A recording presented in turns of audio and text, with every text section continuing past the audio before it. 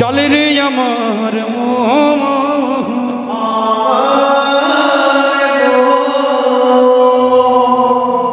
ওই না মধুর বৃন্দাবন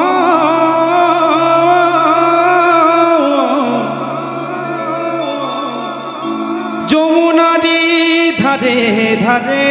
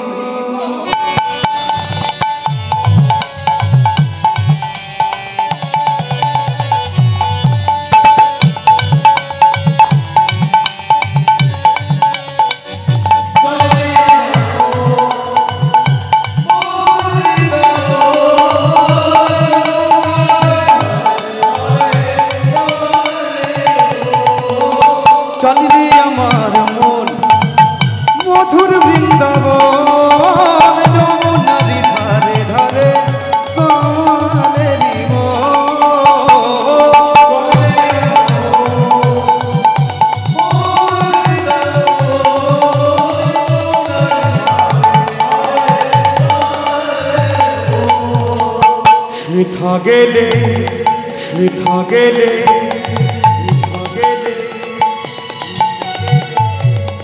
দেখতে পাবি দেখতে পাবি তমালের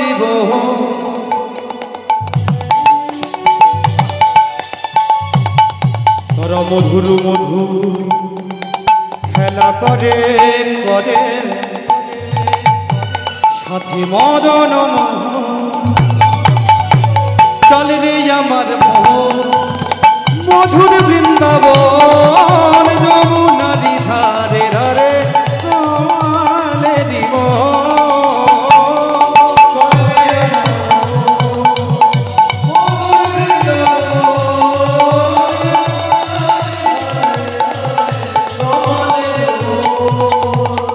দেখবি মা যশোদা দেখবি মা যশোদা পিতানন্দ পিতানন্দ পিতানন্দ যত সখাগ তারা মধুর মধুর খেলা করে সঙ্গে মদন চল রে আমার মধুর বৃন্দাবন যমুনারি ধারে ধারে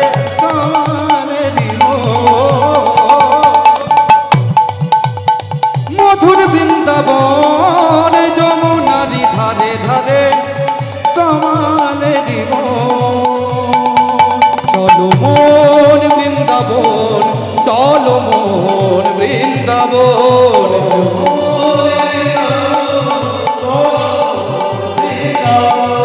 চলো মন বৃন্দাবন চলো মন বৃন্দাবন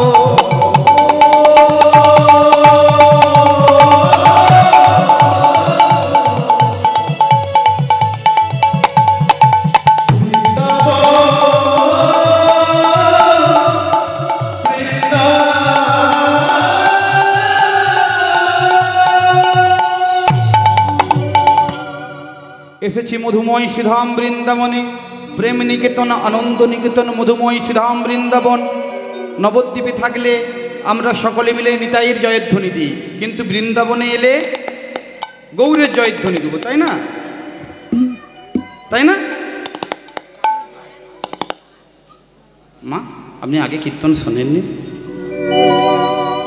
সব কথাই তো ঘাড় নাড়লে হবে না বুঝে শুনে জেনে বুঝে একটু ঘাড় নাড়তে হবে হ্যাঁ বৃন্দাবনে এলে আমাদেরকে প্রত্যেককে এটা কোনোদিন ভুল করবেন না কার না রাধার জয়ধ্বনি দিতে হবে সকলে মিলে হাতগুলো তুলুন সকলে হাত তুলুন না হলে আবার গল্প বলে সময় কাটাবো সকলে হাত তুলুন না হলে আমি গল্প বলবো আবার হ্যাঁ দেখেছেন এইদিকে এই নীল শাড়ি পরা দিদিভাই আপনি হাত তুলবেন না যাবেন না আমি কিন্তু সব দিকে আমার চোখ আছে হাতগুলো তুলুন তুলুন তুলুন হাত তুলুন হ্যাঁ সকলে মিলে শ্রীমতী রাধা রানী কি শ্রীমতী রাধা রানী কি শ্রীমতী রাধা রানী কি আজকে বৃন্দাবনের দশাটা কিন্তু আনন্দের দশা নয়, শোকের ছায়া। আজকে এই লীলার মধ্যে আমরা একটা নতুন গল্প জানতে পারব। মায়েরা, নারদের নাম শুনেছেন? নারদ না দাদা ভাই হয় নাকি আপনাদের? দাদা দাদা হয়, নারদ দাদা নাকি? হ্যাঁ, ইনি হলেন নারদ মুনির কথা বলছি। নারদ মুনির নাম শুনেছেন তো? এই নারদ মুনিকে আমরা সকলে জানি লাগানে বাগানে দেব, মানে শুধু ঝগড়া বাঁধিয়ে বেড়ায়, তাই না? ও মায়েরা, ঝগড়া বাঁধায় না? হ্যাঁ, কিন্তু মায়েরা একটা কথা শুনুন। কি হলো? বাবা, হরিবোল হরিবোল হরিবোল হরিবোল, কৃপা করো। হ্যাঁ মায়েরা, হ্যাঁ একটু তুলে নিয়ে চলে যান, হ্যাঁ একটু কোলে তুলে নিয়ে চলে যান। এখনো গোঁজা আছে, অসুবিধা নেই, কোমরের ভেতরে এখনো আছে। হ্যাঁ হ্যাঁ, এইবারে চলে গেছে কলি চলে গেছে। এইবারে শুনুন, তাহলে নারদ মুনিকে আমরা সকলে জানি যে ঝগড়া লাগানোর দেবতা, তাই না? কিন্তু মায়েরা, এই দেখবেন এই গ্রামগঞ্জের ভেতরে যখন আমি আপনাদেরকে এটা বলছি বলে আপনারা কিন্তু কেউ ট্রাই মারবেন না। কিন্তু আমি আপনাদেরকে একটা গল্প বলছি, এই গল্পটা কিন্তু নিজের জীবনে প্রতিফলিত করবেন না। ধরুন আপনাদের এই গ্রামের ভেতরে যদি কারোর বাড়ির মধ্যে, বাড়ির সঙ্গে যদি পাশের পাশি বাড়ির মধ্যে যদি ঝগড়া লেগে যায়, আর ওই সময় অদূর থেকে গিয়ে আপনি যদি নারদ নারদ নারদ বলে 3 বার যদি নখে ঠোকা দেন না, ওই ঝগড়াটা 10 গুণ বেড়ে যায়। এটা পূর্বকাল থেকে ট্রাই কিন্তু মারবেন না। আমি বললাম বলে কাল থেকে পরীক্ষা করা শুরু করবেন, তাহলে কিন্তু তার দোষ আমার নেই, ঠিক আছে? নারদ নারদ নারদ বলে যদি 3 বার নখে ঠোকা দেন না, ওই ঝগড়ার মাত্রাটা আরও 10 গুণ বেড়ে যাবে। ট্রাই মারবেন না। তাহলে আমরা সকলে জানি নারদ মুনিকে ঝগড়া লাগানোর দেবতা, কিন্তু আজকে আমরা জানবো নারদ মুনি শুধু ঝগড়া লাগানোর দেবতা নয়, তিনি প্রেমের মিলন ঘটানোর দেবতাও বটে। তিনি প্রেমের মিলন ঘটাতেও পারে। আজকে নারদ মুনিকে আমরা দেখব ঘটকের চরিত্রে অভিনয় করতে। ঘটক, ঘটক শব্দের অর্থ জানেন মায়েরা? ঘটক শব্দের অর্থ জানেন? ঘটক জানেন? ঘটক মানে কি? যে বিয়ের যোগাযোগ করে, তাই না? ঘটক শব্দের অর্থ কটা অক্ষর দিয়ে? ঘ ট ক। হ্যাঁ, ঘ, এই ঘ কথার অর্থ কি? ঘয়ে ঘোড়ার মতো ছুটতে হবে, টয়ে অনেক টক্কর খেতে হবে, আর কতে অনেক কথা শুনতে হবে। কিরকম? ঘয়ে ঘোড়ার মতো, ধরুন বাড়িতে উপযুক্ত মেয়ে আছে, বাড়িতে গেল, বাড়িতে গিয়ে বলছে তোমার মেয়েকে বিয়ে দেবে, একটা ভালো পাত্র আছে, আবার বলছে হ্যাঁ বিয়ে দেবো, আবার পাত্রর বাড়িতে ছুটেছে, পাত্রর বাড়ির খবর নিয়ে আবার পাত্রীর বাড়িতে ছুটেছে, এই ছুটছে, ঘোড়ার মতো ছুটছে। টয়ে টক্কর খেতে হবে। টক্করটা কি? দেনা পাওনার ব্যাপার আছে, 5 লাখ দিতে হবে, আলমারি দিতে হবে, গাড়ি দিতে হবে, বাড়ি দিতে হবে, অনেক কিছু দিতে হবে। যদি না দিয়েছো তো ঘটককেই আগে বলে 5 লাখ দেওয়ার কথা ছিল, দিল না কেন বর্পণটা? তাহলে টক্কর খেতে হবে। আর কয়, এটা হলে বিয়ের সময় কেটে গেল। আর কয় হচ্ছে অনেক কথা শুনতে হবে। কীরকম? বিয়ের 10 বছর কেটে গেছে, নাতিপুতির সংসারে হয়ে গেছে, 10 বছর পরে হঠাৎ ঘটক বাড়ির সামনে দিয়ে যাচ্ছে, বলছে এই ঘরে তো আমি তো ওই ছেলেটার সঙ্গে মেয়েটার বিয়ে দিয়ে দিয়েছিলাম, তাহলে একটু গেলে হয়তো একটু দুপুরবেলার সময় শরবত পাওয়া যাবে। আর শরবত কি পাওয়াবে? সে শাশুড়ি একদম ধুয়ে নিয়ে ঝাঁটাটা বসে আছে। এই এসছো? হ্যাঁ, এমন একটা মেয়ে ঠিক করে দিলে, 3 মাস যায়নি। হ্যাঁ, 3 মাস যায়নি, আমাদেরকে বুড়ো বুড়িকে একটু ভাত দেয়নি। সে না হলে মেয়ের বাড়িতে এসেছে, ছেলের বাড়িতে এসেছে, কথা শুনে নিয়েছে। কখন মেয়ের বাড়িতে গেছে, সেখানে মেয়ের বাড়ি বলছে এমন একটা জামাই ঠিক করে দিলে প্রতিদিন শুধু টানটু করে পড়ে থাকে। তাহলে ঘটকের সেই বিয়ের 10 বছর কেটে যাওয়ার পর্যন্ত তার কথা শোনার আর শেষ নেই। কিন্তু আজকে নারদ মুনি সেই চরিত্রে অভিনয় করবে। কীরকম? আজকে শ্রীমতী রাধারানীর অবস্থাটা কেমন? আজকে শ্রীমতী রাধারানীর দশা হচ্ছে খুব বিরহের দশা। কারণ ভগবান শ্রীকৃষ্ণচন্দ্র এ ধরাধামে লীলা করেছিলেন কত বৎসর? ও মায়েরা, কথা নয়, ভগবান কৃষ্ণচন্দ্র কত বছর লীলা করেছিলেন জানেন? কত বৎসর জানেন? জানেননি? এটা ভালো করে মুখস্থ করে রাখুন। আচ্ছা, আমি একটু পূর্বে কিন্তু বলেছিলাম মহাপ্রভু এ ধরাধামে লীলা করেছিলেন কত বৎসর বলেছিলাম? কত বৎসর? এই দিকের মায়েরা কিন্তু প্রথম থেকেই ছিলেন, আপনি কিন্তু প্রথম থেকেই ছিলেন। বলুন বলুন, মহাপ্রভু কত বছর ধরাধামে লীলা করেছেন? কত বৎসর? হ্যাঁ, কে বললো? কে বললো? কে বললো? বাহ, ভেরি গুড। দেখেছেন, এখনো ভক্ত রয়েছে, প্যান্ট শার্ট পরে থাকতে পারে, পোশাক পরিচ্ছদ থেকে বৈষ্ণব চেনা যায় না। কারণ তাহলে যদি বৈষ্ণব পোশাক পরিচ্ছদ দেখেই যদি চেনা যেত, তাহলে পুণ্ডরিক বিদ্যানিধিকেও চেনার উপায় ছিল না তিনি কত বড় মাপের বৈষ্ণব। স্যুট জামা পরে আছে, অথচ তিনি বলে দিলেন আপনারা তিলক সেবা টেবা করেই বসে আছেন, তাও বলতে পারলেন। মহাপ্রভু লীলা করেছেন কত বৎসর? 48 বৎসর। আর ভগবান কৃষ্ণচন্দ্র লীলা করেছিলেন এই ধরাধামে 125 বৎসর। 125 বৎসর। এইবারে আমরা জেনে নিই কোথায় কত বৎসর লীলা করেছেন। একাদশং ব্রজেতস্যাং, দ্বাদশং মথুরাপুরী, ত্রয়োদশং পাণ্ডবসেনা, 89 দ্বারকাপুরী। হ্যাঁ, ভালো করে এবারে বিচারটা দেখুন। একাদশং ব্রজেতস্যাং মানে 11 বৎসর ব্রজলীলা করেছেন। একাদশং ব্রজেতস্যাং দ্বাদশং মথুরাপুরী, 12 বৎসর লীলা করেছেন মথুরাতে। মথুরার রাজা হয়েছিলেন। ও, একটু কথা এত বলছেন, এই রাত্রি 10টার সময় আসর, তার মধ্যে ক্যাঁচ ম্যাচ। প্রসাদ নিন, কথাটা বন্ধ, মুখটা বন্ধ রাখুন, কথাগুলো কানে নিন। তাহলে একাদশং ব্রজেতস্যাং 11 বৎসর ব্রজলীলা করেছেন। দ্বাদশং মথুরাপুরী, 12 বৎসর মথুরার রাজা ছিলেন কৃষ্ণচন্দ্র। তাহলে 12 মানে 12 বৎসর মথুরার রাজা। ত্রয়োদশং পাণ্ডবসেনা, 13 বৎসর অর্থাৎ 13 বৎসর পাণ্ডবদের সঙ্গে ঘুরে কাটিয়েছেন, পঞ্চ পাণ্ডবের সঙ্গে ঘুরে কাটিয়েছেন 13 বৎসর। আর 89 দ্বারকাপুরী, 89 বৎসর দ্বারকা লীলা করেছিলেন। তাহলে কত হলো মোট? 11 যুক্ত 12 যুক্ত 13 কত হলো? যোগ করুন। 11 যুক্ত 12 কত হলো? 23 যুক্ত 13 36। ওর সঙ্গে 89 বৎসর দ্বারকা লীলা করেছেন। তাহলে কত হলো? 125 বৎসর ভগবানের লীলা। এইবারে বুঝুন। স্টার জলসা সিরিয়াল আপনারা দেখেন? স্টার জলসা দেখেন? হ্যাঁ বাবা, ওটা না দেখলে ঘুম হয়? হ্যাঁ, স্টার জলসা সিরিয়ালে দেখবেন। স্টার জলসাতে এই কিছুদিন আগে, এখন বন্ধ হয়েছে কিনা আমি বলতে পারছি না, একটা সিরিয়াল হতো রাধাকৃষ্ণ বলে একটা সিরিয়াল হতো। যারা এই পথের পথিক তারা ভালো করে জানবে। রাধাকৃষ্ণ বলে একটা স্টার জলসাতে সিরিয়াল হতো। এই সিরিয়ালে কারা কারা দেখেছেন রাধাকৃষ্ণ সিরিয়াল? সকলে দেখেছেন না?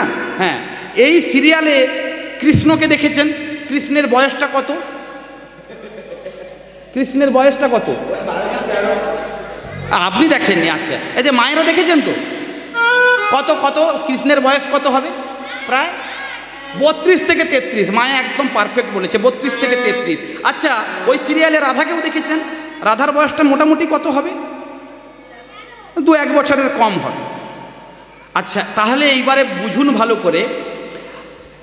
একাদশং ব্রজেতস্যাং, দ্বাদশং মথুরাপুরী।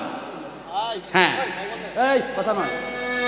একাদশং ব্রজেতস্যাং, দ্বাদশং মথুরাপুরী মানে 11 বছর যে ব্রজে লীলা করেছিলেন ভগবান কৃষ্ণচন্দ্র, মানে বৃন্দাবনে লীলা করেছিলেন। এই বৃন্দাবন থেকে যেদিনকার তিনি মথুরায় যাওয়ার জন্য রথে চড়ে উঠেছিলেন, অক্রূরের রথে, আর রাধারানীকে যাওয়ার সময় বলে গিয়েছিলেন যে রাধে, আমি আজ যাচ্ছি আর কাল চলে আসব। এখানে পদবলিতে পদকর্তা লিখছেন, কালী বলি কালা গেল মধুপুরে, সেকালের কত বাকি, আমার যৌবন সায়রে পড়িতেছে ভাটা, এখন আমি কে করি। তাহলে ওই যে রাধারানীকে বলে গেল যে রাধে, আমি আজকে যাচ্ছি আবার কাল চলে আসবো। ওই যে কৃষ্ণ গেল বৃন্দাবন ছেড়ে রাধাকে বলে, আর সেই থেকে একদম কৃষ্ণের শেষ লীলা পর্যন্ত কোনোদিন রাধারানীর সঙ্গে দেখা হয়নি। একবারের জন্য, এক মুহূর্তের জন্য দেখা হয়নি। তাহলে একটু পরেই আপনাদের এখানে রাসলীলা অনুষ্ঠান হবে, তাই না? আমার কীর্তনের পরে রাসলীলা হবে। এই রাসলীলাকে দেখে বাবা, এখানে বৈষ্ণব বাবা আছেন, আপনারা ভালো করে জানবেন, বিধর্মীরা যারা আছে তারা কত কুৎসা করে যে কৃষ্ণ 16,000 গোপিনীদের নিয়ে লীলা করছে, আর আমরা করলেই দোষ করে না। অনেকে বলে না কৃষ্ণ চরিত্রের ঠিক আছে, হ্যাঁ কৃষ্ণের চরিত্রের ঠিক আছে, অনেকে এইসব নিয়ে প্রশ্ন তোলে। এইবারে বিচার করে দেখুন, ভগবান কৃষ্ণচন্দ্র রাসলীলা করেছিলেন, সর্বশ্রেষ্ঠ সর্বোত্তম লীলা রাসলীলা করেছিলেন মাত্র 8 বৎসর বয়সে। আচ্ছা বলুন, আপনাদের বাড়িতেও তো 8 বৎসরের ছেলে আছে, তাদের মধ্যে কি কাম কামনার গন্ধ আছে? ও মায়েরা, কাম কামনার গন্ধ আছে? তাদের মধ্যে কাম কামনার গন্ধ আছে? তাহলে সেই রাধাকৃষ্ণর প্রেম নিয়ে, কারণ ওই 11 বৎসর পর্যন্ত রাধাকৃষ্ণের দেখা, ওই 11 বৎসরের পরে আর রাধাকৃষ্ণের কোনোদিন দেখা হয়নি। দেখা হওয়ার ব্যবস্থা করব আজকে। কোথায় না প্রভাসের তীরে দেখা হওয়ার জায়গা হবে, কিন্তু এর মধ্যে তো দেখা হয়নি। তাহলে যারা কৃষ্ণকে নিয়ে বদনাম করে, কুৎসা করে, তারা কি সঠিক করে? কৃষ্ণ করলে লীলা, আমরা করলে বিলা, কৃষ্ণ এতজন গোপিনীদের নিয়ে নডর বডর করেছে, আমরা করব। এইবারে আমি একটা কথা বলি মা, ভগবান কৃষ্ণচন্দ্র কনিষ্ঠা অঙ্গুলিতে কি ধরেছিলেন? গিরি পর্বত ধরেছিলেন। তোমাদেরকে আমি সেইটা বলবো না। 500 গ্রামের একটা বাটখারা 1 ঘন্টা ধরে রাখো, 500 গ্রামের, পারবে? ক্ষমতা আছে? একজন বলুন ক্ষমতা আছে? একজনেরও ক্ষমতা নেই। 16,000 সখীর সঙ্গে লীলা করারও একটা ব্যাপার আছে। তুমি একটা বউ নিয়ে সংসার করতে পারো না, 50 বার কোটে ছুটতে হয়, বারুইপুর কোটে। একটা বউ নিয়ে সংসার করে ঠান্ডা করতে পারছে না। কৃষ্ণ 16,108 জনকে বিয়ে করে সংসারে রেখেছিলেন। এত সস্তার, এর ক্ষমতার দরকার আছে। এমনি আজকে সেই কৃষ্ণচন্দ্র বৃন্দাবন শূন্য কতদিন না? 100 বছর। কেন? এইবারে বিচার করুন। অনাদির আদির কথা ভালো করে মায়েরা, এই লীলাটা ভালো করে বুঝুন।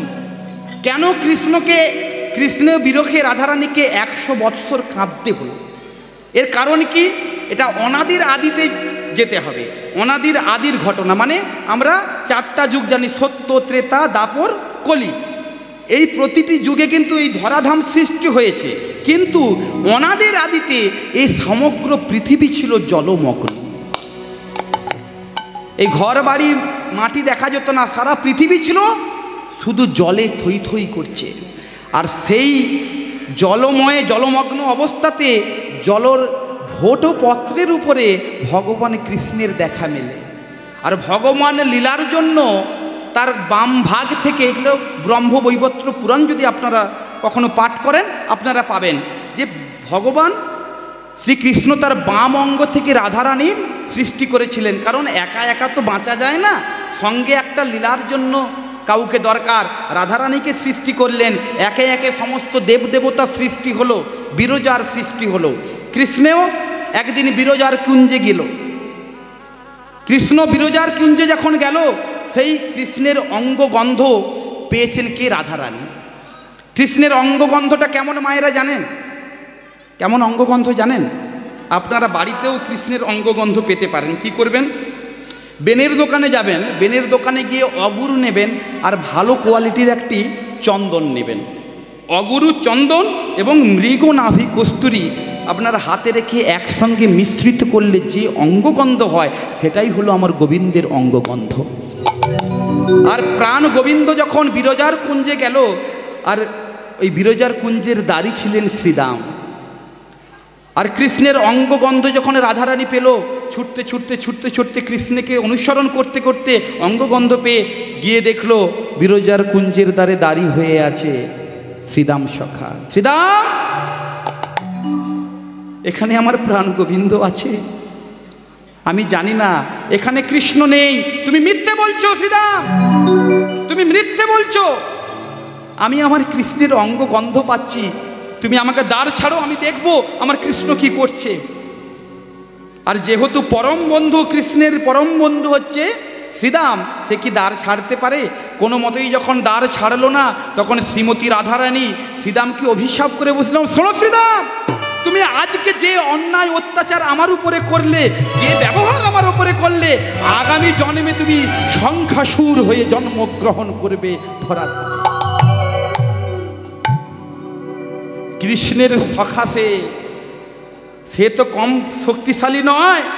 সে বলল, শোনো রাধে, তুমি আমাকে অকারণে অভিশাপ দিলে, আমিও তোমাকে বলে রাখি, তুমি যে কৃষ্ণের জন্য আমাকে অভিশপ্ত করলে, আমি তোমাকে এই অভিশাপ দিলাম, ওই কৃষ্ণকে ছেড়ে তোমাকে 100 বৎসর কাটাতে হবে। ওই যে অভিশাপ দিল, দাপর যুগে ওই কালী বলি কালা গেল মধুপুরে, সেকালেরও কত বাকি। ওই কৃষ্ণ চলে গেল 100 বৎসর বৃন্দাবন কৃষ্ণ শূন্য অবস্থায়। বৃন্দাবনের পাতা লতা সব শুকিয়ে গেছে, গাভীরা তৃণ খায় না, কোন রকম দেহে প্রাণ আছে। আজকে রাধারানীর দশাটা কেমন? আহা কৃষ্ণ কৃষ্ণ বলি, আহা কৃষ্ণ কৃষ্ণ বলি, কাঁদে বাহু তুলি, আমার প্রাণবধূ গেল কোথায়? ও গো মৃত্তিকায় উপরে মূরতি আঁকিয়া, তার সনে কহে কথা,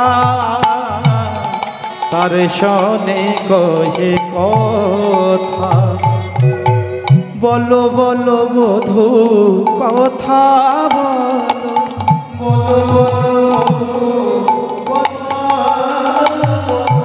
ওগো অনেক দিন তো শুনি নাই গো, বলো বলো বধূ কথা বলো, শুনি নাই গো,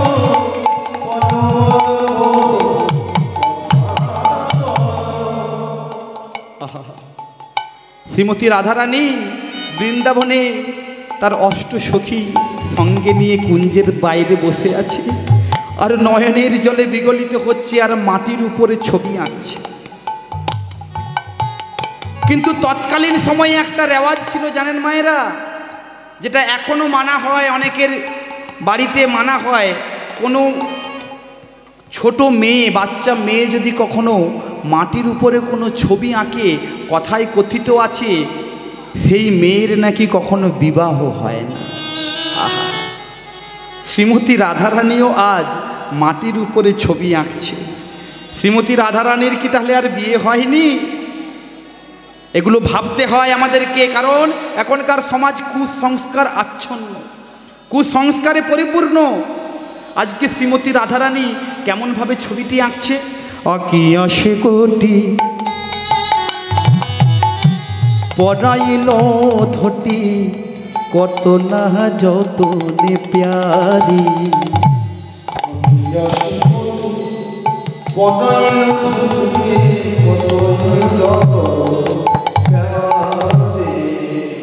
ওগো নাভি সরোবর আঁকিল তার পর, নাভি সরোবর আঁকিল তার পর, কত না যত্ন করি, কত না যত্ন করি। এবার বাহু দুটি আঁকি ছলো ছলো আঁখি, মুরলি দিল সে করে। এবার কম্বু কণ্ঠ কিবা অপরূপ শোভা,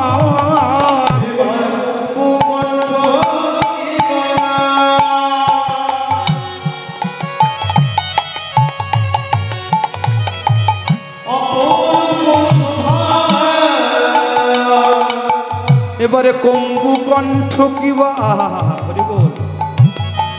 মায়েরা কম্বু কণ্ঠ কি জানেন? কম্বু কি জানেন? জানেন না? বাড়িতে শঙ্খ আছে না, শঙ্খ, ওই শঙ্খের মুখের দিকে দেখবেন থাককে থাক একটা ভাঁজ আছে না? শঙ্খের মুখের দিকে দেখবেন থাককে থাক ভাঁজ আছে, তেমনি হলেন আমার প্রাণ গোবিন্দের কণ্ঠ যে গলায় কি সুন্দর সুন্দর ভাঁজ রয়েছে, যেন কত মুক্তা দিয়ে মণিমুক্তা দিয়ে যেন কণ্ঠটা সাজানো রয়েছে। এবার কম্বু কণ্ঠ কি অপরূপ শোভা, এবার কম্বু কণ্ঠ কি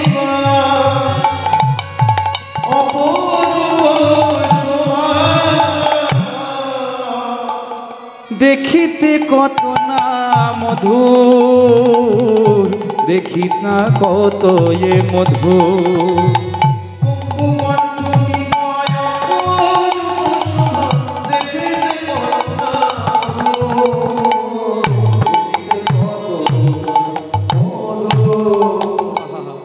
ললিতা, বিশাখা, চিত্রা, চম্পক, লতিকা বলছে, ওরে রাধে, বুঝেছি তোর মনের ভাবের কথা, কিন্তু একটা কথা বলতো, তুই এত সুন্দর মূরতি আঁকলি। আচ্ছা মায়েরা, তখন থেকে আমি বললাম, মূরতি এঁকেছে, কণ্ঠ এঁকেছে, ধুতি পরিয়েছে, নাভি সরোবর এঁকেছে, কিন্তু একবারও কি বললাম চরণটা কোথায় আঁকলো? বললাম মায়েরা? বলিনি। ললিতা, বিশাখা, চিত্রা, চম্পক, লতিকা বলছি, ওগো রাধে, তুই তো সব কিছু আঁকলি, কিন্তু চরণটা কেন তুই আঁকলি না? তখন ললিতা বিশাখাকে বলে গলা জড়িয়ে ধরে, ওরে ললিতা রে, আমি আঁকলেও আঁকতে পারতাম আমার প্রাণ বধূর চরণ যুগল, কিন্তু কেন আমি আঁকলাম না জানি। আমার কাছে ছিল কৃষ্ণ, সে একদিন আমায় ছেড়ে চলে গেছে। এখন যদি আমার প্রাণ বধূর চরণ যুগল আমি যদি এঁকে দিই, সে যদি আমায় ছেড়ে চলে যায়, সে যদি আমায় ছেড়ে চলে যায়, আমি কাকে নিয়ে বাঁচবো, আমি কাকে নিয়ে থাকবো? আহা, দেখুন ভাবনাটা কতটা গভীর। মানে আসলে কৃষ্ণের চরণ ছিল বলে সে আমাকে ছেড়ে চলে গেছে। আজকে যদি আমার এই ছবিটার যদি আমি চরণ যুগল এঁকে দিই, সেও যদি আমাকে ছেড়ে চলে যায়, আমি কি নিয়ে বাঁচব? আহা, এইরকম অবস্থায় শ্রীমতী রাধারানী ক্রন্দন করছে সখীদের নিয়ে। ক্রন্দন করতে করতে করতে করতে এমন সময় নারদ মুনি, ভক্তমণ্ডলী, ভক্তিমতী মা, আসল জায়গায় এলাম। আর 15, হ্যাঁ, সময় আর বেশি নেই, একটাতে শেষ করতে হবে। এমন সময় নারদ মুনি বলে, দূর দূর দূর দূর, আর রাগ বাজাচ্ছে, হ্যাঁ দূর। নারদ মুনির মনে খুব আক্ষেপ হলো, ক্রোধ জন্মেছে। হ্যাঁ, সত্য যুগে আমি যুদ্ধ দেখেছি, হ্যাঁ সত্য যুগে আমি দেবতা অসুরদের মধ্যে যুদ্ধ দেখেছি। এই অমৃতের কলস পড়লো, এই আপনাদের এই 4 জায়গাতে এই মহাকুম্ভ তৈরি হলো, সত্য যুগে আমরা যুদ্ধ দেখেছি। আবার ত্রেতা যুগে রাম রাবণের যুদ্ধ দেখেছি, শুধু যুদ্ধ। হ্যাঁ, আবার এই দাপর যুগ, কুরুক্ষেত্রের যুদ্ধ। শুধু কি জীবনে শুধু যুদ্ধই দেখে যাব? হ্যাঁ, কারণ মায়েরা, ভগবান বারবার প্রত্যেকটা যুগের রূপ পরিবর্তন করেছে, একমাত্র এই নারদ মুনি রূপ পরিবর্তন করেনি। তিনি সত্যেও ছিলেন, ত্রেতাতেও ছিলেন, আবার দাপরেও ছিলেন। আর 3 যুগেই তিনি ভগবানের সমস্ত লীলা স্বচক্ষে দর্শন করেছেন। তাহলে আমি সত্য যুগে, ত্রেতা যুগে, দাপর যুগে, 3 যুগেই আমি যুদ্ধ দেখলাম, কিন্তু কোথাও কি আমি দেখতে পাবো না বিশুদ্ধ প্রেম কোথায় রয়েছে, শুদ্ধ ভালোবাসা? হ্যাঁ, শুদ্ধ ভালোবাসা। শ্রীমতী রাধারানী যে বাঁশির সুরে ক্রন্দন করতেন, আহা হা, খুব বিখ্যাত একটা গান মনে পড়ছে, জানেন? দে, কর্তা দে রে। বিশুদ্ধ ভালোবাসাটা কোথায়? রাধা কি জানে না, রাধা কি জানে না কেন বাঁশি বাজে, বাঁশি বাজে, বাঁশি। দূরে দূরে থাকে শুধু, দূরে দূরে থাকে শুধু বিরহের সাজে।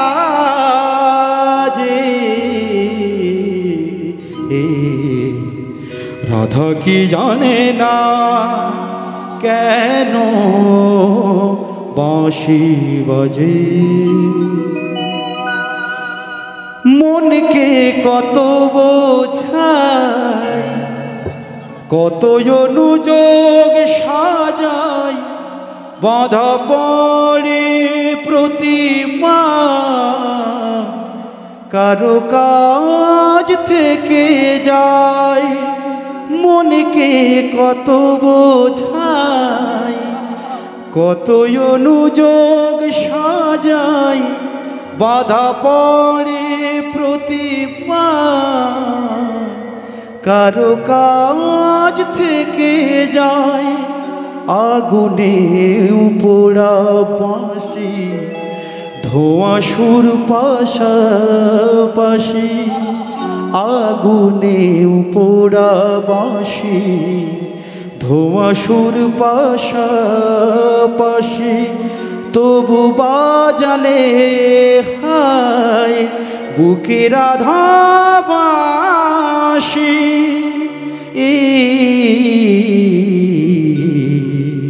রাধা কি জানে না কেন বাঁশি বাজে। এই বিশুদ্ধ প্রেম, এই বাঁশির বিশুদ্ধ ডাক আমি কি আর শুনতে পাবো না? এই কথা মনে করে নারদ মুনি মনে করলেন, এখনই বসিয়া নারদ চিনতে মনে মনে, এখনই বসিয়া নারদ চিনতে মনে মনে। কোথায় রাখে শুদ্ধ ভক্তি পাইব কেমনে, কোথায় রাখে শুদ্ধ ভক্তি পাইব কেমনে। এত চিনতে নারদ ঋষি ঠেকিবার মনে, এত চিনতে নারদ ঋষি ঢেকিবার হানে। নাচিতে নাচিতে গেলাম মধুর বৃন্দাবনে, নাচিতে নাচিতে গেলাম মধুর বৃন্দাবনে। তত্ত্বদর্শী নারদ ঋষি চারিবানে যায়, তত্ত্বদর্শী নারদ ঋষি চারিবানে যায়। কোথা হতে তাপ আসি লাগে মোর গায়ে, কোথা হতে তাপ আসি লাগে মোর গায়ে। অঙ্গ কেন জ্বলে যায়, অঙ্গ কেন জ্বলে যায়।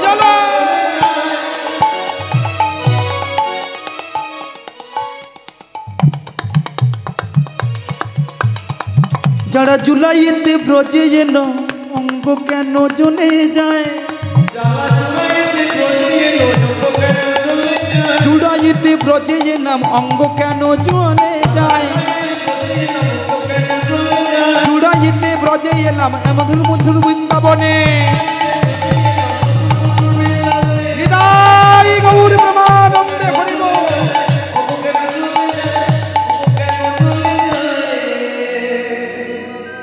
শ্রীমতী রাধা রানীর অগ্নিতাপ, আহা। এই কথাগুলো মা এইবার একটু কথা, এই কথাগুলো একটু মন দিয়ে শুনুন।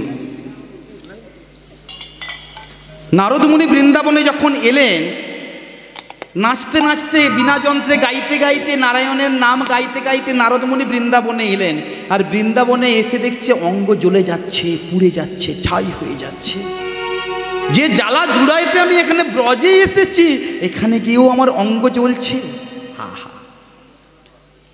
আর এই অগ্নির উৎস খুঁজতে খুঁজতে, এই অগ্নিটা কোথা থেকে এত আসছে, এই অগ্নির উৎস খুঁজতে খুঁজতে নারদ মুনি এসে দাঁড়ালেন শ্রীমতী রাধারানীর কুঞ্জের দ্বারে। শ্রীমতী রাধারানীর দ্বারে গিয়ে দেখে শ্রীমতী রাধারানী কৃষ্ণ বিরহে যতবার কৃষ্ণ বলে শ্বাস নিচ্ছে, কৃষ্ণ,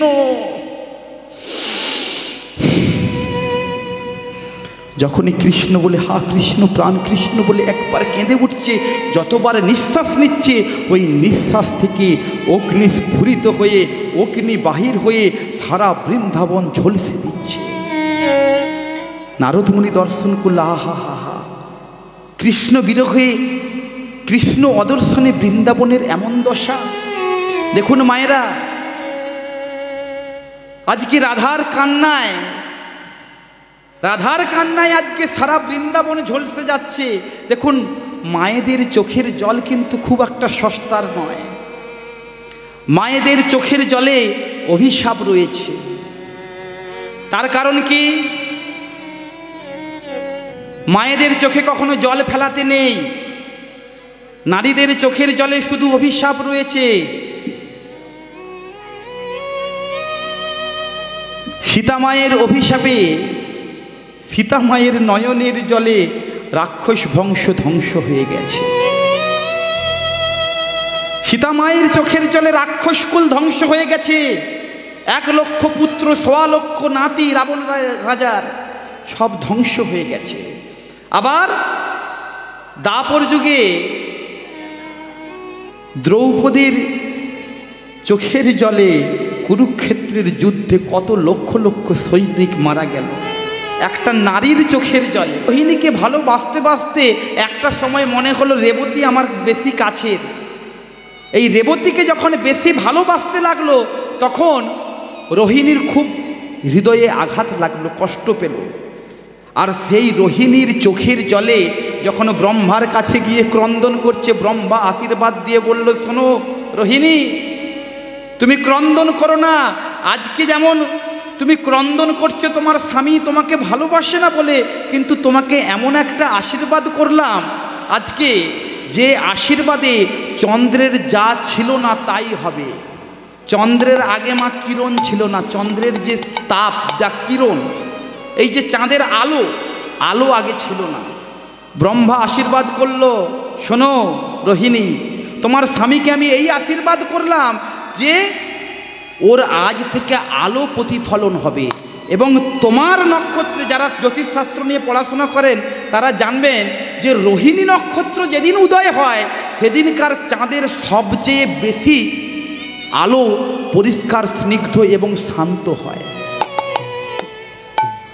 নারীর চোখের জলে শুধু ধ্বংস নয়, আজকে কিন্তু এই রাধার চোখের জলে যেমন বৃন্দাবন ধ্বংস হতে বসেছে, তেমনি এই রাধার চোখের জলেই কৃষ্ণ বৃন্দাবনে এসে আবার এই বৃন্দাবনকে আগের মতো করে দেবে।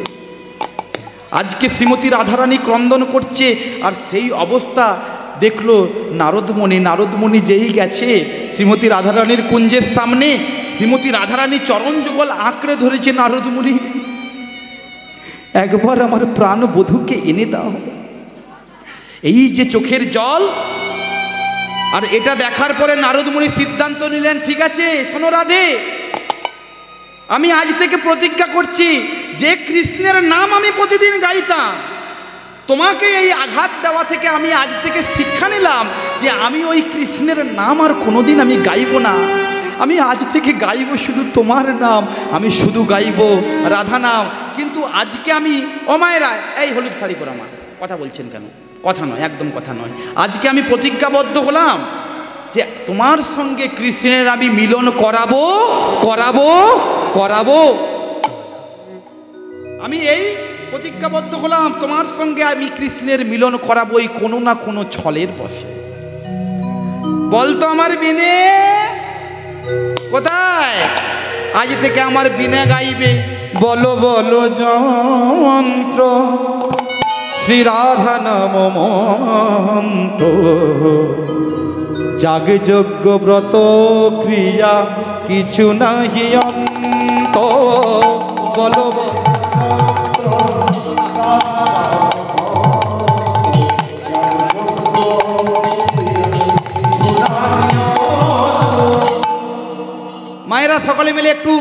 রাধা নামের একটু জয়ের ধ্বনি দিন, বলুন সকলে মিলে, কেউ চেপে ধরে থাকবেন না, হাতগুলো তুলুন।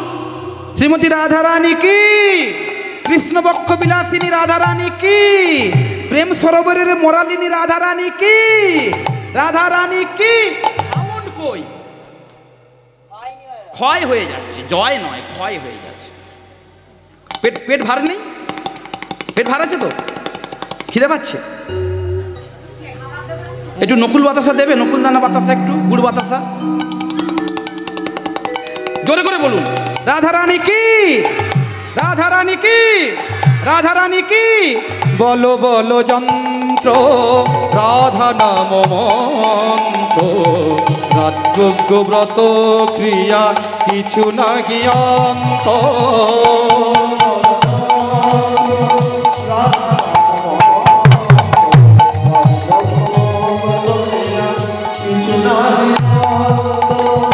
বলো বলো বিনে রাধা নাম বিনে, বলো বলো বিনে রাধা নাম বিনে, এই ত্রিভুবনে কিছু নাহি আর। বলো বলো যন্ত্র রাধা নাম মন্ত্র, যাগযজ্ঞ ব্রত ক্রিয়া কিছু না জ্ঞান্ত।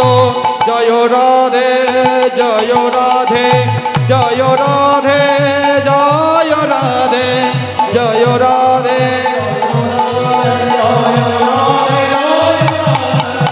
জয় রাধে জয় রাধে জয় রাধে জয় রাধে, রাধে রাধে রাধে রাধে রাধে রাধে রাধে রাধে রাধে। वृंदावन धाम अपावा जो पे जा राधे राधे। বৃন্দাবন ধাম, কই হাতগুলো কই? কৃষ্ণের কাছে যাব, তার নাম গাইতে গাইতে যেতে হবে, তো রাধা নাম সকলে। বৃন্দাবন ধাম অপাওয়া जो पे जा राधे राधे। वृंदावन धाम अपार जो पे जा राधे राधे, जो पे जा राधे राधे खोजे जा राधे राधे।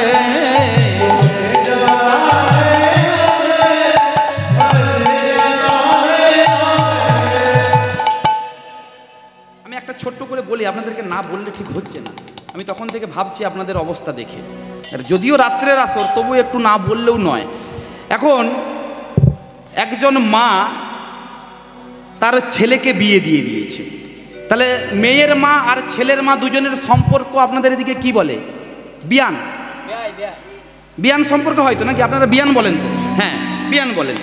এবার এখন ছেলের মা চিন্তা ভাবনা করেছে যে, এই গত 2 বছর আগের কথা বলছি আমি, ছেলের মা চিন্তা ভাবনা করেছে যে আমার মেয়ের মানে বৌমার বাবার বাড়ি থেকে একবার ঘুরে আসি। একবার আমি অনেক দিন যাইনি, এখন বৌমা শীতকালের সময় বৌমার বাবার বাড়িতে গেছে, আর বৌমার বাবার বাড়িতে গিয়ে দেখে বৌমার মা মানে বিয়ান ছাদের ওপরে বসে কাঁথা সেলাই করছে।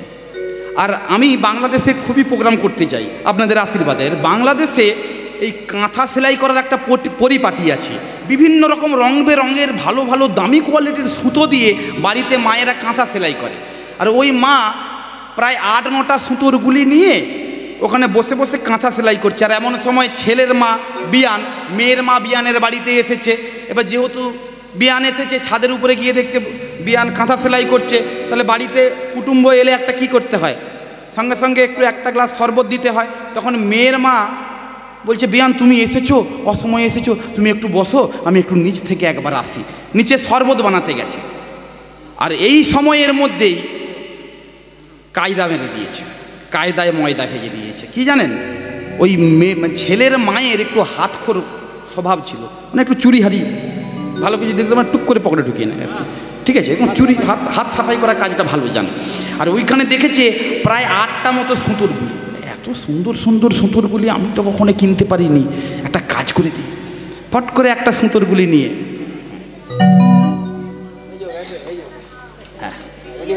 একদম এইবারে মেয়ের মা নিচ থেকে শরবত টরবত বানিয়ে নিয়ে এসে উপরে এসে বলে, অভিয়ান এই নাও নাও নাও শরবতটা খাও, শরবতটা দিয়েই নিচের দিকে চোখ দেয়, চোখ তো ছানা বড়া হয়ে গেছে, সর্বনাশ, এখানে তো আর কেউ নেই।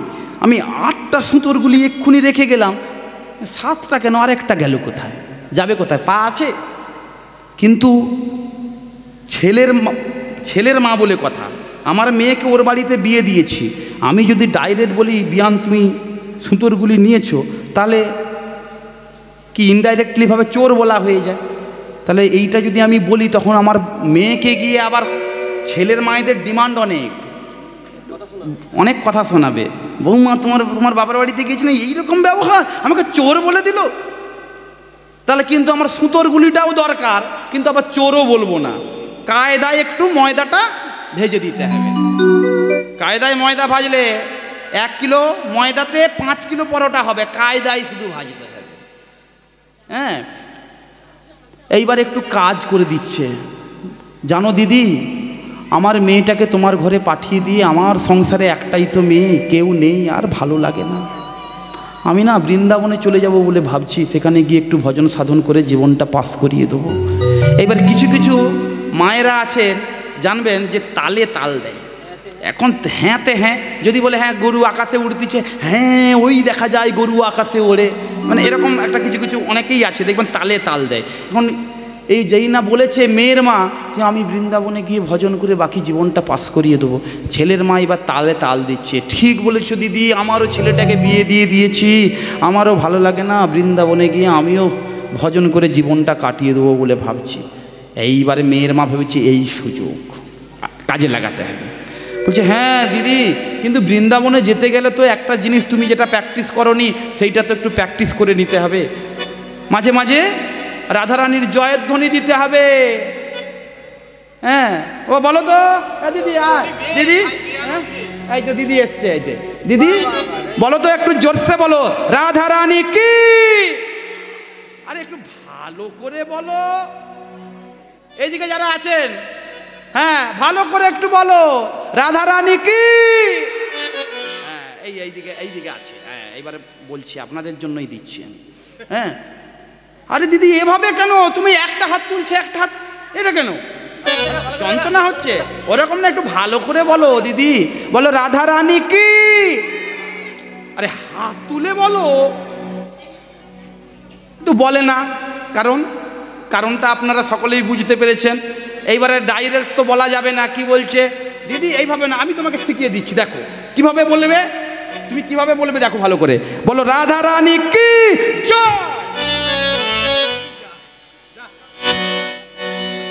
তাহলে চোরও বলতে হলো না, আবার সুতোর গুলিটাও বেরিয়ে এলো, কায়দায় ময়দা ভেজে দিয়েছে। বলুন এইবারে এখানে যে সকল মায়েরা আর যে সকল বাবারা হাত তুলছেন না, আপনাদের বগলে কি এরকম ধরনের কিছু জেঁকে ধরে রেখেছেন কি? এইবারে দেখে নিন যে কার কার বগলে ঢোকানো আছে। এইবার আমি ঠিক দেখে নেবো, ওই দিকে রাস্তার দিকে যারা আছে আমি সকলকে দেখে নেবো, বগলে থাকলেই আমি বুঝতে পারবো, সকলে আপনারা দেখে নিন, বলুন ভালো করে রাধারানী কি, রাধারানী কি, রাধারানী কি। বৃন্দাবন ধাম অপার চোপে যা রাধে রাধে,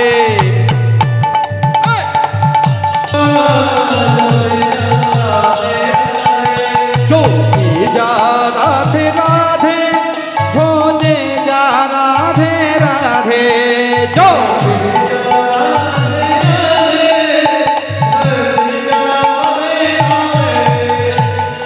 राधे अलबेली सरकार हो, जो पे जा राधे राधे,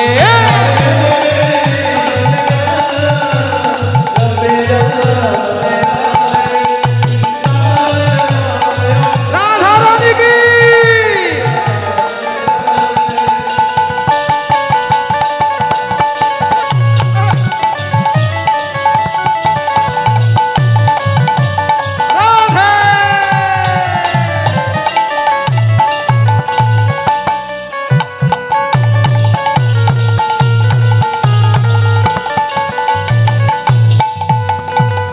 बांके बिहारी वृंदावन में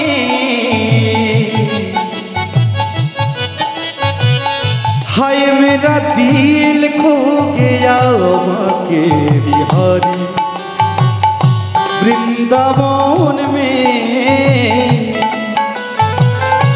हाय मेरा दिल खो गया दिल खो गया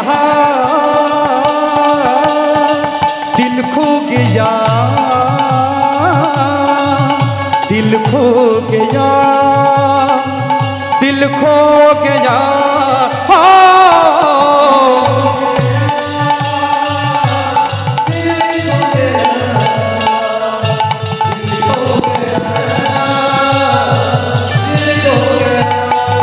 दिल खो गया दिल खो गया दिल खो गया दिल खो गया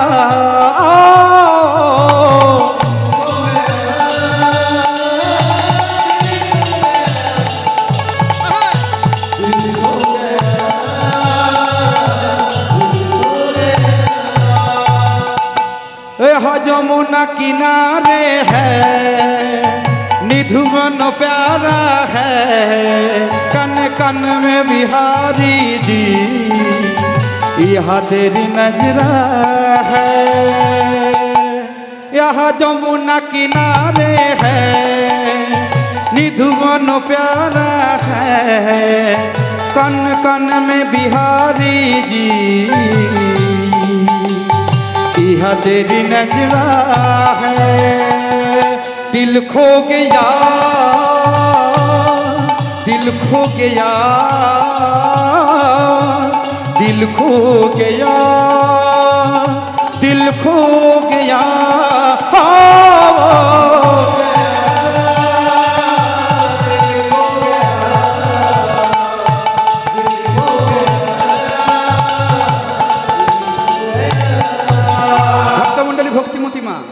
রাধা নাম গাইতে গেলে একটু একটু অবগুণ্ঠন দিতে হয় মাথায়। মায়েরা যারা আছেন, হ্যাঁ হ্যাঁ হ্যাঁ, আপনারা একটু নাচুন না। আপনারা নাচলেই আমি নেচে দেবো, আপনাদেরকে দেখলেই আমি নেচে দেবো। মাথায় একটু, মাথায় আস্তে আস্তে মাথায় একটু সকলে একটু ঘোমটা দেন। মায়েরা যারা আছেন প্রত্যেকে একটু ঘোমটা দেন। হ্যাঁ, প্রত্যেকে ঘোমটা দেন। হ্যাঁ, এইবারে হাতগুলো তুলুন, মাথায় ঘোমটা, মাথায় ঘোমটা দিন। হ্যাঁ হ্যাঁ, মাথায় একটু ঘোমটা দিতে হয়। এখন তো ঘোমটার প্রচলন তো উঠেই গেছে, আর কি করা যাবে, তবুও একটু শিখিয়ে শিখিয়ে যাই, আর কি করব। ভালো করে ঘোমটাটা দিয়ে হাতগুলো তুলুন। হ্যাঁ, ভালো করে হাতগুলো, হ্যাঁ, দিয়ে পরে করতালি দিতে হবে, কেউ ফাঁক দিলে হবে না। দিল খো গেয়া দিল খো গেয়া दिल खो गया दिल खो गया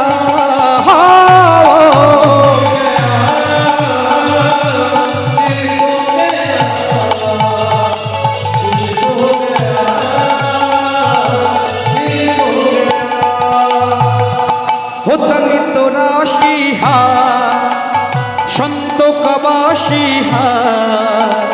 भावर भक्ति का हुआ हो शाशी होतनी तो राशि संत कबाशी भावर भक्ति का हुआ हो शाशी।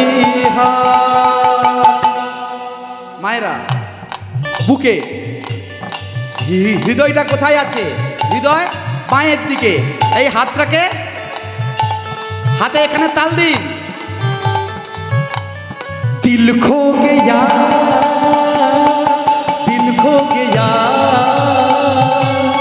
दिल खो गया दिल खो गया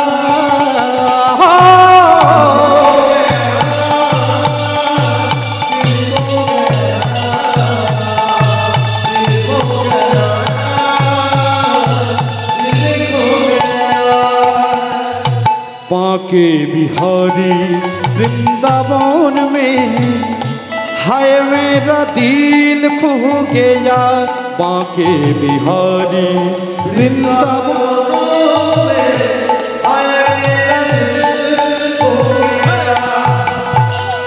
दिल खो गया दिल खो गया दिल खो गया दिल खो गया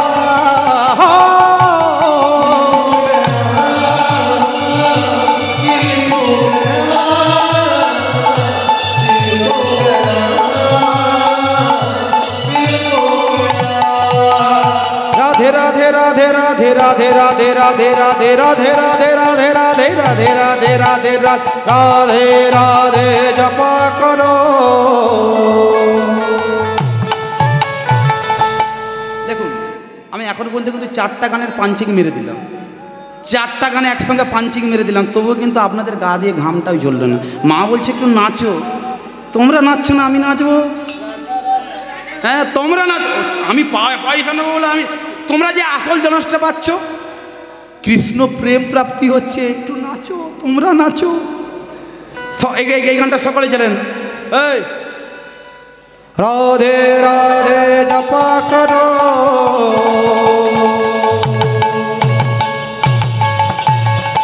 কৃষ্ণ নাম রস কৃষ্ণ নাম রস কৃষ্ণ নাম রস পিয়া করো।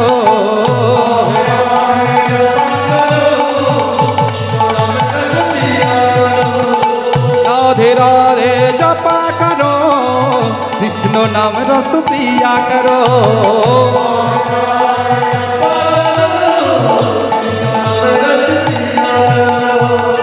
राधा रानी है महारानी उनको महिमा सब जगह जानी।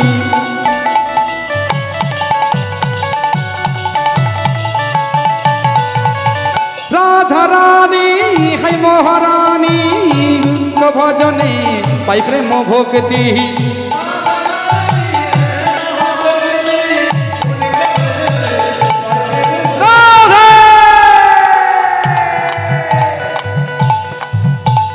कृपा दृष्टि कृपा दृष्टि कृपा दृष्टि बरसाया करो कृष्ण नाम रस पिया करो।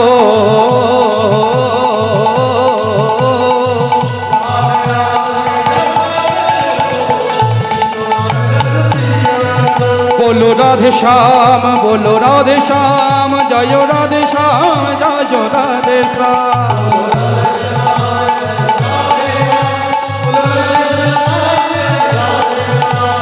राधे श्याम जय राधे श्याम जय राधे श्याम जय राधे श्याम।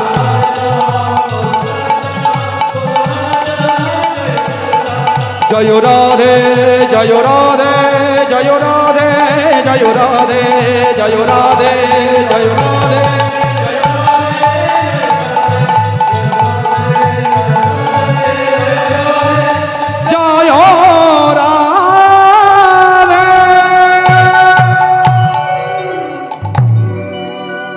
नारद मुनि राधा नाम गाइते गाइते गाइते गाइते एसे पहुँचलेन द्वारकापुरीते। द्वारकापुरीते एसे देखलेन श्री कृष्णचंद्र तखन सिंहासने बसे आछे। राजाधिराज राजाधिराज कृष्णचंद्र की ओई जय की कृष्ण जयध्वनि देवेन ना। हाँ राजाधिराज द्वारकाधीश श्रीमान कृष्णचंद्र की। राजाधिराज द्वारकाधीश श्रीमान कृष्णचंद्र की। श्री कृष्णेर जयध्वनि दिए दाঁড়ালেন नारद मुनि। नारद मुनि के जेई ना भगवान कृष्णचंद्र देखेছে, एसो एसो नारद, एत सुंदर मधुमाखा कृष्ण नाम, एत सुंदर मधुमाखा राधा नाम के গিয়েছিল। শোনো কৃষ্ণচন্দ্র, আমি আজ থেকে প্রতিজ্ঞাবদ্ধ হয়েছি যে আমি আজ থেকে তোমার নাম কখনো গাইব না। আমি আজ থেকে যদি গাইতে হয় তাহলে শুধু রাধার নাম গাইব। রাধার নামে যে এত প্রেম, রাধার নামে যে এত ভক্তি, এটা তো আমি আগে জানতাম না। শোনো, আমি তোমার কাছে এসেছি কৃষ্ণচন্দ্র, নারদ মুনি বলছে, আমার কিছু অভিপ্রায় নিয়ে, কিছু বক্তব্য নিয়ে তোমার কাছে এসেছি, এমনি এমনি তোমার কাছে আমি আসিনি, আমারও সময়ের দাম আছে। শোনো, তুমি যে এত পাপ করেছো, মহা পাপ করেছো, জীবনভর যে তুমি পাপ করে গিয়েছো, এই পাপের কখনো খণ্ডন করেছো, পাপের প্রায়শ্চিত্ত করেছো কখনো? ও মায়েরা, এই পাপ করার জন্য তোমাকে যজ্ঞ করতে হবে, কখনো যজ্ঞ করেছো? তখনই কৃষ্ণচন্দ্র করজোড়ে বলছে, নারদমুনি আপনি বলছেন যজ্ঞের কথা, হ্যাঁ যজ্ঞ তো করেছিলাম, আমি যজ্ঞ করেছি তো। এই যুধিষ্ঠির রাজসূয় যজ্ঞ করলো, হ্যাঁ যুধিষ্ঠির করেছে, যুধিষ্ঠির বুঝবে। যুধিষ্ঠির রাজসূয় যজ্ঞ করেছে, যুধিষ্ঠির বুঝবে। তুমি কি করেছো? তুমি কি তো কিছু করোনি? তুমি কিছু করেছো? কিছু তো করোনি। তার কারণ মায়েরা, আমি যদি ভাত খাই আপনার পেট ভরবে? বা আপনি যদি ভাত খান আমার পেট ভরবে? তাহলে যুধিষ্ঠির যদি পুণ্য করে, সেই যদি রাজসূয় যজ্ঞ করে, তার ফল যুধিষ্ঠির পেয়েছে, তুমি কি করেছো? তুমি তো করোনি। তাহলে তোমাকে যদি এই পাপ থেকে বলে, আমি কি পাপ করলাম? বলে শোনো, তুমি ত্রেতা যুগে পাপ করেছো, তুমি শুধু এই দাপর যুগে না, তুমি ত্রেতা যুগেও পাপ করেছো নাকি? না তুমি রাক্ষস কুলকে ধ্বংস করেছো? তখন কৃষ্ণচন্দ্র করজোড়ে বলছে, শুনুন নারদমুনি, আমি ত্রেতা যুগে রাক্ষস কুলকে ধ্বংস করেছি। তারা নারীর কেশাকর্ষণ করে তাকে নারী নির্যাতনের মতো একটা ঘৃণ্যতম ঘটনা করেছিল বলে ওদের বংশ ধ্বংস হয়েছে। কারণ রাবণ সীতামায়ের কেশাকর্ষণ করে নিয়ে গিয়েছিল। নারীর কেশে হাত দিয়ে কখনো অত্যাচার করা উচিত নয়।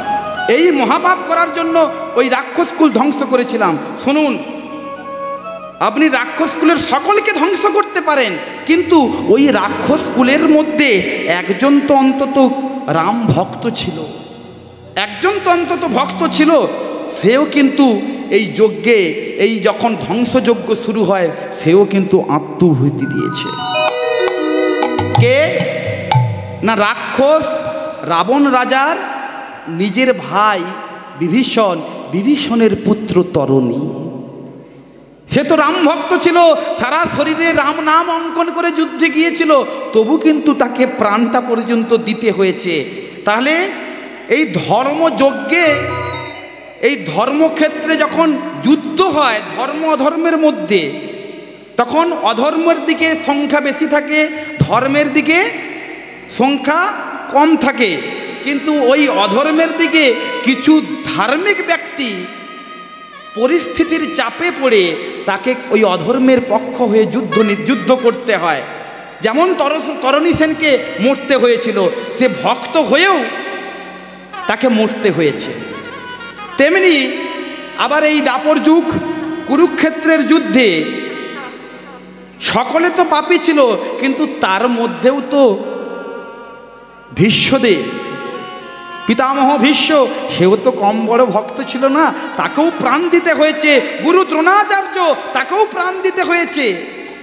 তাহলে ধর্ম অধর্মের যুদ্ধের সময় অনেক সময় অনেক ধার্মিক ব্যক্তিরও প্রাণ যায়। তুমিও তো এদের প্রাণ যাওয়ার জন্য এই পাপের অংশীদার তুমিও হয়েছো, কিন্তু তুমি কি কোনো যজ্ঞ করেছো? তখন করজোড়ে করে কৃষ্ণচন্দ্র বলছে, আমি ঠিক যজ্ঞ করিনি। সত্যি আমার নারদ, তুমি আমার নয়ন খুলে দিয়েছো। তাহলে আমার এখন কি করা উচিত? শোনো, শোনো কৃষ্ণচন্দ্র, শোনো, শোনো কৃষ্ণচন্দ্র, এই কথাটা শোনো। কি হয়েছিল? ত্রেতায় রাম রাজা ছিল, অশ্বমেধ যজ্ঞ কইল। ত্রেতায় রাম রাজা ছিল, অশ্বমেধ যজ্ঞ কইল। দান ব্রত যজ্ঞ হবে এবে,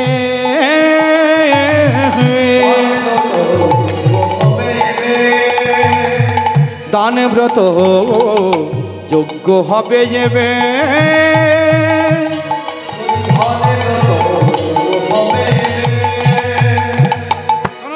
এই যজ্ঞের আরো কিছু যজ্ঞ করবে তো, যজ্ঞের নিয়ম কি আছে শুনো। শোনো বলি হে রাজন, ত্রিভুবন নিমন্ত্রণ।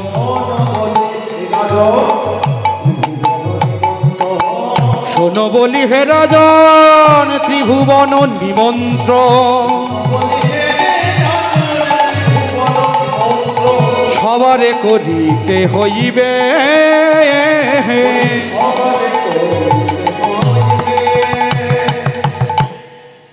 তাহলে কোথায় কোথায় নিমন্ত্রণ করবে? ত্রিভুবনে নিমন্ত্রণ করতে হবে। স্বর্গ, মর্ত, পাতাল, এই যজ্ঞের নিয়ম। আর কি করবে শোনো, শোনো বলি হে রাজন, ত্রিভুবন নিমন্ত্রণ সকলে করিতে হইবে। আর কি নিয়ম শোনো, যে যা চাইবে তাই দিবে, সকল আশা মিটাইবে। যে যা চাইবে তাই দিবে, সবার আশা মিটাইবে।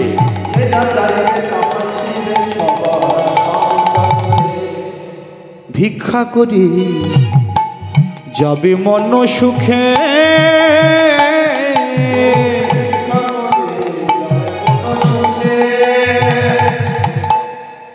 আমি এত সময় বুঝতে পারলাম যে সকলকে নিমন্ত্রণ করব, সকলকে দান করব, ঠিক আছে, কিন্তু আমি ভিক্ষা করব কেন? ও মায়েরা, আপনারা এমন দান করেন নাকি যে সব কিছু দান করার পরে রাস্তায় বাটি নিয়ে ভিক্ষা করতে হবে? এরকম দান করেন কেউ? ভগবান কৃষ্ণচন্দ্র নারদকে জিজ্ঞাসা করছে, শোনো না, তুমি যে বললে যে আমি ভিক্ষা করব, আমি ভিক্ষা করব কেন? আমি তো দান করব, আবার ভিক্ষা করব কেন? শোনো, ভিক্ষা করবে তার কারণটা শোনো। আচ্ছা মায়েরা, একটা কথা বলুন, আপনাদের এখানে হরিসভা হচ্ছে, এই হরিসভা চালাতে গেলে বা আপনাদের এখানে অনেকের ব্যক্তিগত বাড়িতেও হরিসভা হয়, এই হরিসভার জন্য 5 বাড়ি বা 7 বাড়ি ভিক্ষা করার প্রচলন আপনাদের দক্ষিণ 24 পরগনায় কি আছে? আছে? আচ্ছা, বাবা মারা গেলে পিতৃ শ্রাদ্ধর জন্য অনেক সময় বাড়ি বাড়ি ভিক্ষা করার প্রচলন আছে? এদিকে এদিকে নেই, আমাদের মেদিনীপুরে আছে। বাবা মা মারা গেলে বাড়িতে গিয়ে ভিক্ষা দৈন্যতা শিকারের জন্য করতে হয়। কিন্তু এইবারে বলুন, আপনাদের এই হরিসভাতে কোনো একজন ব্যক্তি বলল, মোটামুটি আমি তোমাদের এই হরিসভার জন্য 50,000 টাকা আমি দান দেবো, 50,000 টাকা দান দেবো। দান দেওয়ার পরে ধরুন যেই ব্যক্তি দান করলো, ওই ব্যক্তি যদি আপনার কাছে ভিক্ষা করে, সেটা কি ভালো লাগবে? লাগবে? লাগবে না। কিন্তু ওই ব্যক্তি যদি আঁচল পেতে আপনার কাছে বলে, আমাকে অন্তত 1 টাকা ভিক্ষা দিন, 1 টাকা, 50,000 টাকা আপনাকে দিয়েছে হরিসভার জন্য, আর 1 টাকা ভিক্ষা যদি আপনি চান, এতে কি সেই যে ব্যক্তি 50,000 টাকা নিল, ও কি 1 টাকা ভিক্ষা দেবে না? অবশ্যই দেবে। এই ভিক্ষা করার অর্থ কি না, নিজের মনটাকে দৈন্যতা আনা, যাতে কোনো প্রকারের অহংকার না আসে। কারণ আমি অনেক কিছু দান করব, দান করার পরে যদি আমি একবার মনে করে নিই যে আমি ওই হরিসভার জন্য 50,000 দিলাম, আমাকে আসরে তুলে এই মালা টালা পরিয়ে একটু বরণ টরণ করবে, একটু ভালো করে, ব্যাস, এটাই অহংকার, চলে গেল, হব ভস্যে ঘি ঢালা।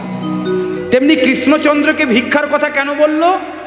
যে কৃষ্ণচন্দ্র সব কিছু দানের পরে যদি প্রত্যেকের কাছে যদি একটু করে ভিক্ষা চায়, এই দানের অহংকার দূরে যাবে, দানের অহংকার দূরে যাবে। সেদিন কৃষ্ণ ভিক্ষা করবে, দানের অহংকার দূরে যাবে। নদিয়ায় গিয়ে গৌর হবে, দানের অহংকার দূরে যাবে। নদিয়ায় গিয়ে গৌর হবে, সেদিন কৃষ্ণ ভিক্ষা করবে, সেদিন কৃষ্ণ ভিক্ষা করবে।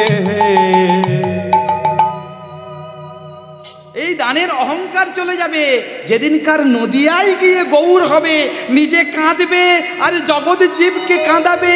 আপনি আচরিয়া ধর্ম অপরে শেখায়, না আপনি আচরণ না করিলে অপরে শেখানো না যায়। নিজে কাঁদবো আর অপরকে কাঁদাবো, নিজে বলবো আর অপরকে বলাবো, নিজে কেঁদে মাটি কাদা করব, অপরকে দিয়েও তাই করাবো। আর আমি জীবের দ্বারে দ্বারে গিয়ে কৃষ্ণ নামের ডালি সাজিয়ে নিয়ে জীবের দ্বারে দ্বারে যাব আর তাদের কাছে ভিক্ষা চাইবো। তোমরা একবার কৃষ্ণ বলো, গৌর বলো। সেই দিন কৃষ্ণ ভিক্ষা চাইবে। এই যজ্ঞের তো পন্থা সব নির্মাণ হলো, কিন্তু এই যজ্ঞে যাদেরকে আমন্ত্রণ করা হবে, আমন্ত্রণ লিপি তো লিখতে হবে নাকি? তাহলে এই আমন্ত্রণ লিপি কার নামে, এই হামিং হচ্ছিল, এই আমন্ত্রণ লিপি কার নামে লেখা হবে না, সর্বপ্রথম মহাদেবকে জানাতে হবে। কারণ শিববিহীন যজ্ঞ করেছিল দক্ষ রাজা, যার ফল হয়েছিল তাণ্ডব, সতীর দেহত্যাগ হয়েছিল, বিশ্ব প্রলয় হয়েছিল, দক্ষ যজ্ঞ বেঁধে যাচ্ছিল। কথা বলে তুই বন্ধ করে সব বসে আছিস। হ্যাঁ, শিববিহীন যজ্ঞ করা যাবে না, সেই কারণে সর্বপ্রথম নিমন্ত্রণ করতে হবে কাকে না শিবকে। প্রথমে শঙ্করে পরে শঙ্করী রে, প্রথমে শঙ্করে পরে শঙ্করী রে, গণপতি কার্তিকে রে,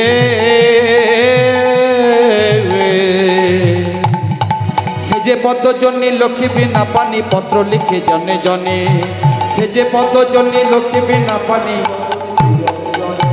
সেজে পদ্মজনী লক্ষ্মী বিনা পানি মানে সরস্বতী, সেজে পদ্মজনী লক্ষ্মী বিনা পানি পত্র লিখে জনে জনে,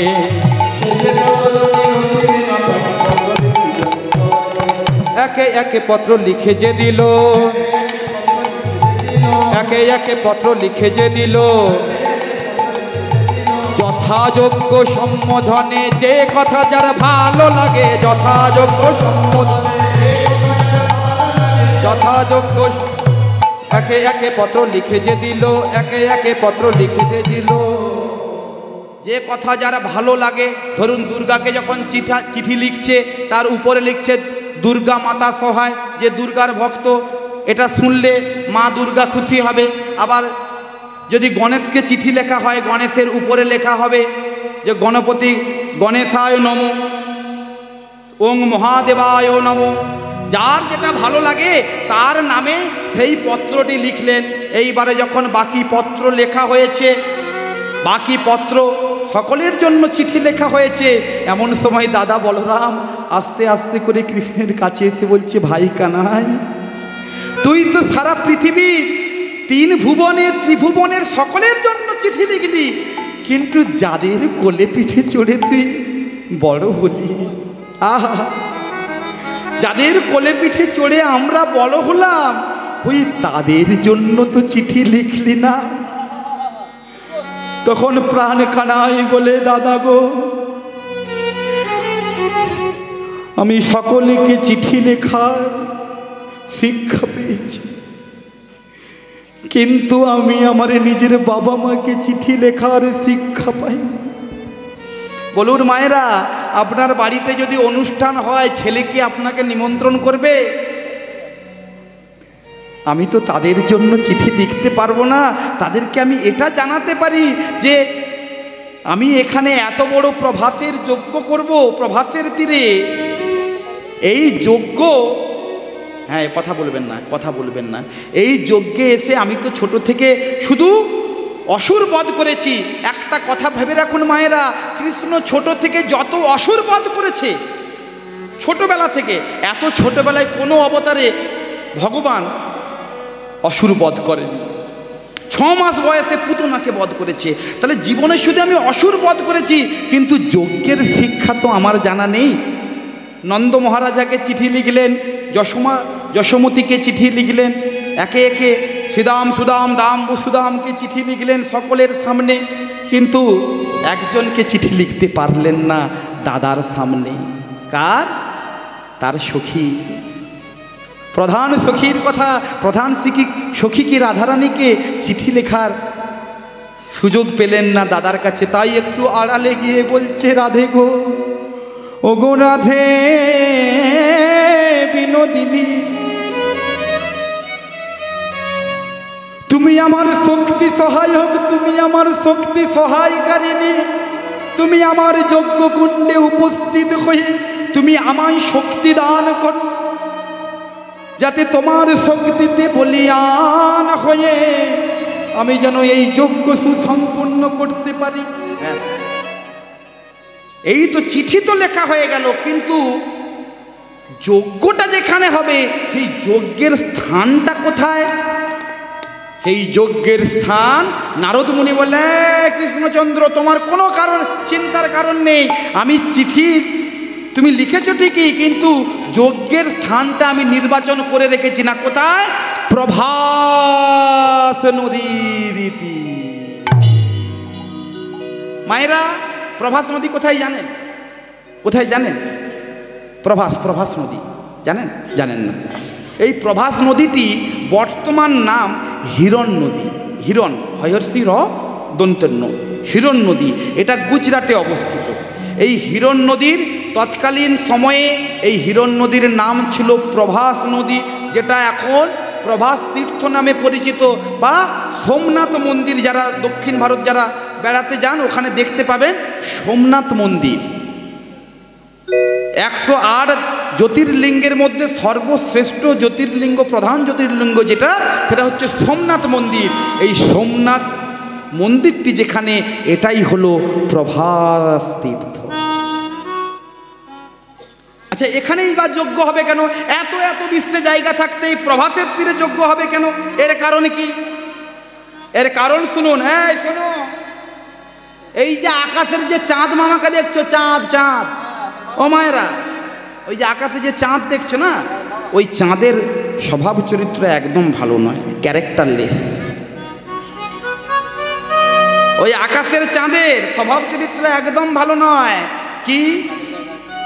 এর গায়ে কলঙ্ক আছে। কিসের কারণ? এর কারণ একটাই, চন্দ্রের 27 জন স্ত্রী, মানে দক্ষ রাজার 27 জন কন্যাকে চাঁদ বিয়ে করেছিল। এই 27 জন অপরূপ সুন্দরী বউ থাকতে থাকতে এই চাঁদের লক্ষ্য গিয়েছিল, কুনজরে তাকিয়েছিল নিজের গুরুপত্নী, যার নাম হলো বৃহস্পতির স্ত্রী তারা দেবীর দিকে। বৃহস্পতির স্ত্রী তারা দেবীর দিকে কুনজরে তাকিয়েছিল।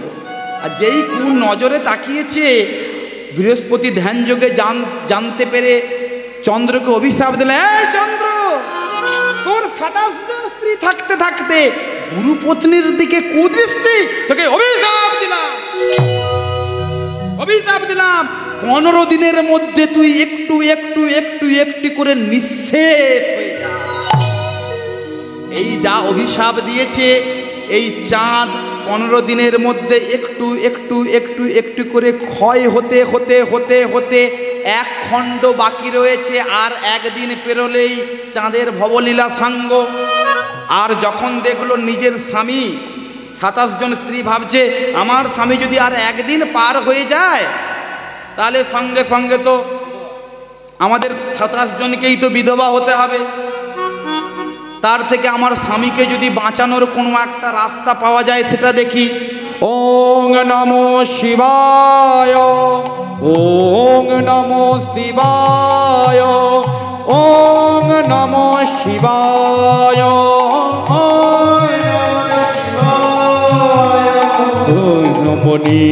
মনীষমশিগুণম গুণহীনম হি সগুণভরণম নির্মিত দুর্জয় দ্বৈত পুরাণ প্রণমামি শিবম শিব কল্পতরু। ওং নমো শিবায়, ওং নমো শিবায়, ওং নমো শিবায়,